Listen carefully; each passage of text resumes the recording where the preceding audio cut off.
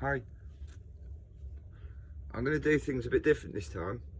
If you want to go along with it, it's easy. So my plan was to say, my plan was for this one to give loads and loads of stories about how parents have siblings, how parents have children who don't get on. Now I don't have children. I've got no idea what that's like. I can imagine it's a lot of hard work. I've always thought that. I really have. It's 24/7. I can't do that. I have to have breaks. I do not understand how people can raise children. I've avoided having children. But yeah, for that, I wouldn't be able to do that. I can't do that. I know you have to, man up and take responsibility for everything, and it's a big thing, I think. So I know there's everyone out there, so it sounds like I'm sucking up, but no, everyone who successfully raises a family, and my hat off to you. It's something that I wouldn't be able to do. Yeah.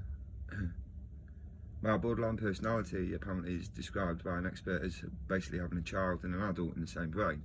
And I now have come to realise that when I have episodes and kick off, it is very childish. I've actually thought that about myself in the past. Like when I've recovered, I've been like, when I'm analysing my past, I think you're really childish.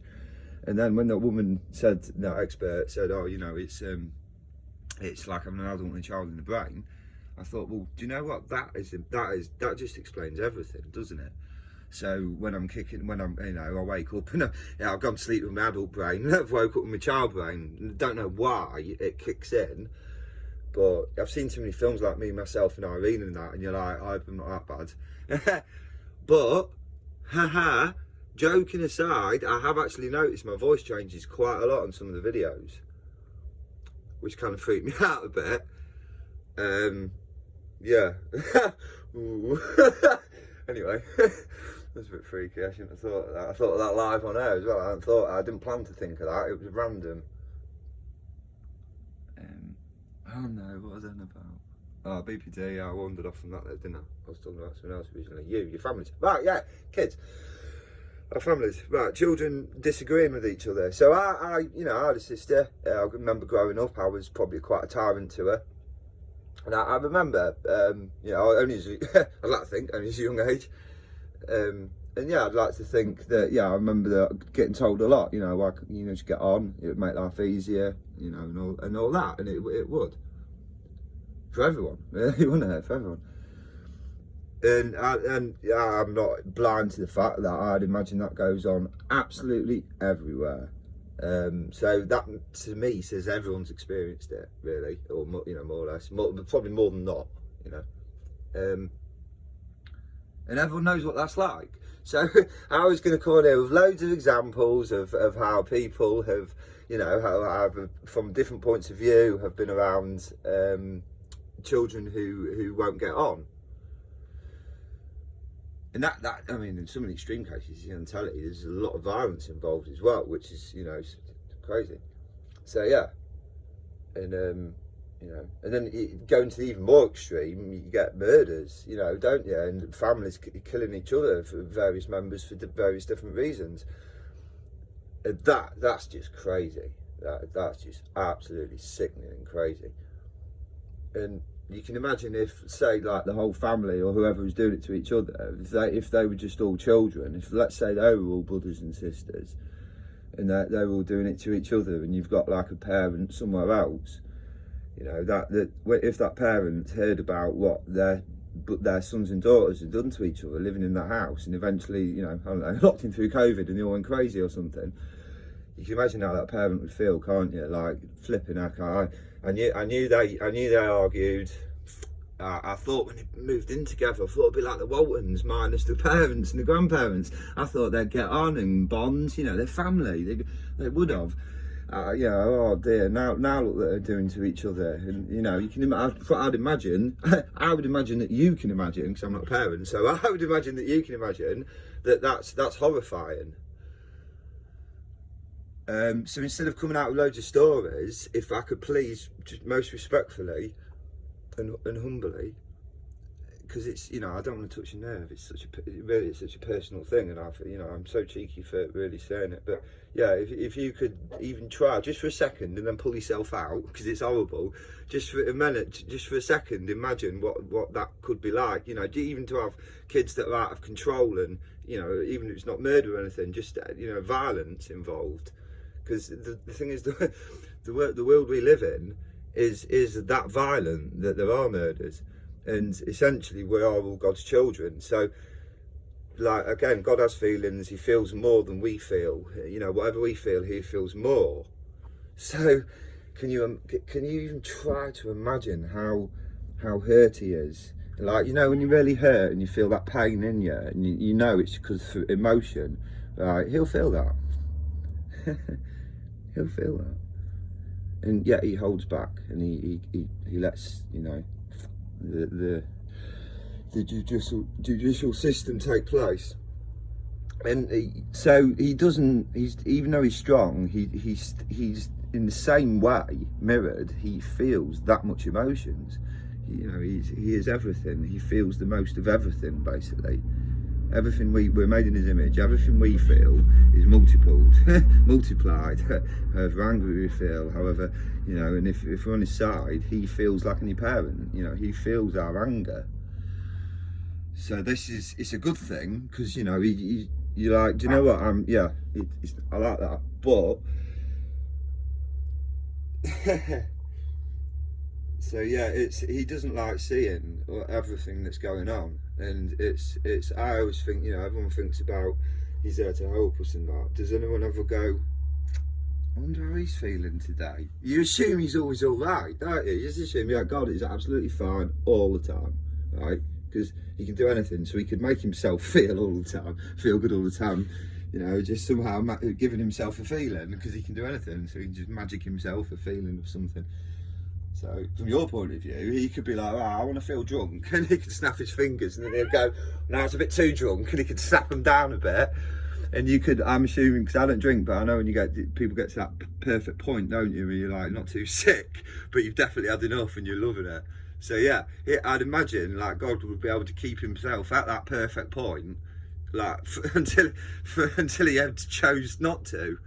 So stuff like that, you think, oh, that's why I think, oh, right, if he can do anything, then if I liked alcohol and got to that perfect point, that's what I would do. I'd freeze that perfect point in time and just keep partying. Try to get, see what I mean? I tried to modernise it a bit. But yeah, he's our father. My beliefs, obviously, this is just, you know, I keep forgetting that word I use. But yeah, this is just my beliefs. I'm just putting them out there. It's, you know, it's up to you. I don't mean to be rude to anyone. I definitely respect everyone, individuality, no matter what race or religion. Not at all. I don't see people as in groups, no matter what their beliefs are. I see everyone just as a person, and you know, everyone's a person to me. That's why I've tried so hard to stay away from saying the R word. I think it slipped out a couple of times earlier in another video, but I had to. But the dog's telling me off. My dog's telling me off for saying it. Do you think that was weird, wasn't it? Coincidence or not? But yeah, I really don't mean offence to anyone. I like everyone, and I really, that's why I joined the army. You know, in the army, you go all over the world. Is it Kenya? There's a lot of activity in Kenya, in Africa. You literally go everywhere, so you can't be like that anyway. You're serving with all different types of people. Yeah. So yeah, variety, brilliant, lovely stuff. But yeah, that's what I just wanted to come on and say. Like, I just wanted to, instead of trying to make people with loads of examples of how you might feel in God's position, so to speak, in the way that, you know, your children are hurting each other, and that you want to, you know, you just want everyone to get along. That's why I put in a lot of these videos. Look, I don't mean anything to anyone. I just want everyone to get along. Because that's it, really. Like me, I'm so black and white thinking. It's probably my BPD. But it does cut through a lot of crap. Oh, can I tell you about? I'm going to swear, but it's only a little word, and it's all right. And it makes it right. I got told once about something called a bullshit sandwich. This is brilliant. Ready? And people do this to you. Apparently, the agency, when they ring you up and that, then they want you to get a job, and it's not really a job that they know that you're going to go for, because like 50 other people have just hung up on them. So I got told this by an agent. I was like, oh, inside information, right? You ready? Right. So what he says, what you do is, Jason. I'll do my voice, because this is to me, this is what you sound like. What you do is, Jason. He goes, you feed them a bullshit sandwich. I'm like, oh, okay, what's that then, dude? And so my hand, and he goes, so you start off with something really good. I'm like, right. He goes, make a big thing of it. I'm like, okay, fine. He goes, then you tell them the thing that you're really ringing up for, the thing that they're not going to like, but you want them to take. I'm like, right. And he goes, and then you tell them something really good afterwards and make a big thing of it. And that's called a bullshit sandwich, because everything else is good, but in the middle it's bullshit. Oh no.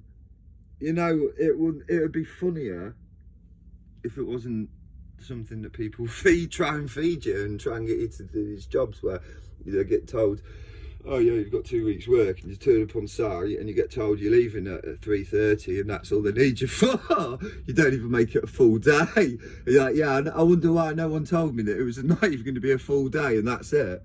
So yeah. Bullshit sandwich. Okay, I'm not swearing anymore now. I'm trying not to swear anymore.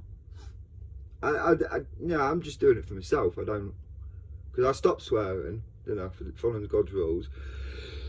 Then I started swearing again because I wanted to think. I was like, oh, okay, I don't think I'm getting through. I want to try something different, as I always do. You see my videos, always something different, graphics and that. And I was like, right, okay, this time I'm going to try talking to people in their language. And I remembered Anger Fist, that I used to, that hardcore stuff that I used to listen to. I remembered, even though some of the songs had blasphemous things in, I definitely, I wouldn't go anywhere near now. A lot of them did have stuff to do with God. And I thought, I could use that. Because in the Bible, it speaks a lot. Again, I get inspiration from what I read. God in the Bible uses people, bad people, like their wickedness against them, basically. And when I was reading that again, I was like, oh, I like that. That's clever. So you basically got to analyse things and then go, right, okay, so they like doing that today. Right, okay, let's see how I can show them the negative side of what they like doing. And then when I confront them with it, I'll start off by going, oh, that's good, isn't it? And I'll go, yeah. And I'll probably like even go, oh yeah, this is really good about it, isn't it? And they'll go, yeah. And I'll make sure that we have a good 10-minute conversation about how good it is. Again, to have it like get it reinforced in the brain. And then I'd slip in this bit, oh yeah, but by the way, blah, blah, blah. And it would completely fox them. And they'll go, what? And I'll go, oh, well, blah, blah, blah, so it can't be right. And I'll go, oh. And I'll go, well, yeah, but you said that. This is what you're saying. And it can't be right. So what do you think? And yeah, that's I think from what I can go. That's what I used to do a little bit. Use people's things against them. But that I was doing it on building sites. A lot of people were very unreasonable. And it wasn't that hard with some of them. You just got to listen. Just listen and just listen to what they say. And, yeah. But yeah, sorry, God. That's what I learned kind of that from, and just kind of took it my own way, really. But yeah, he will use the enemy against him. Like for instance, in Revelation, the Armageddon at the end, he uses the 4 angels that are trapped under the river Euphrates, and this is why the prophecy of the river Euphrates is so terrifying. That it's saying when it dries up, there's 4 of these demonic angels, the bad ones, and they're very powerful. They're very high up rank in the devil's army, and they were really bad. They were really bad, and they've been trapped under the river Euphrates, like metaphorically, I think, but wrapped in chains, alive, waiting for the end. And when they're released, they don't really care who's on the good side and who's on the bad side, who's on their side and who's on God's side, on the other side. They're not looking for sides. When they're released, they're going to devour anything they see, anything that moves. This is a prophecy. And when the river Euphrates dries up, that's going to happen apparently, and the river Euphrates after 2,000 years is now nearly dried up. That spurred me to make a lot of these videos. You know, check it out. Don't believe me, honestly, check it out, mate.